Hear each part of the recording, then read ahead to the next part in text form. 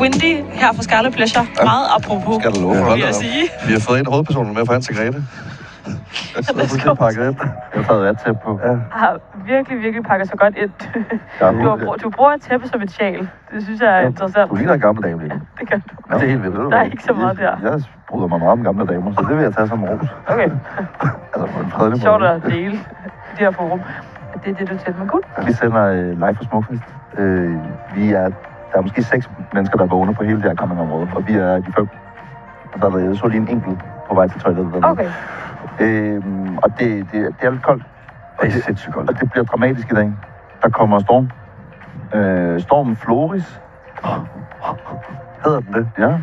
Jeg bliver jo med det samme lidt mopset, fordi hver gang der kommer en storm, som vi ikke har navngivet, så er jeg sådan, vi har en aftale, DMI. Vi har jo, ja, jeg forstår heller ikke helt, men for mit vedkommende, jeg har ikke lyst til, at vores storm skal være sådan en sommer.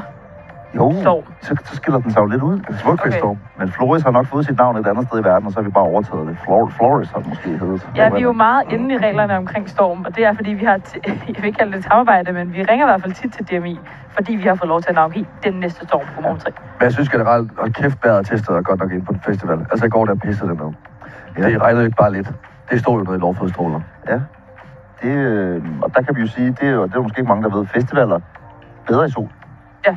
Det er lige dyrt. Der kommer lidt hot take herfra. Ja. Men altså i dag, så blæser det så op.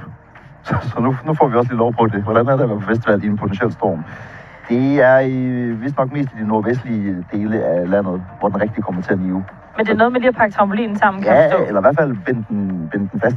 Sæt mange barduner i. Det er også et stort projekt. Jeg føler, at det er sådan, der er mange fædre, som sådan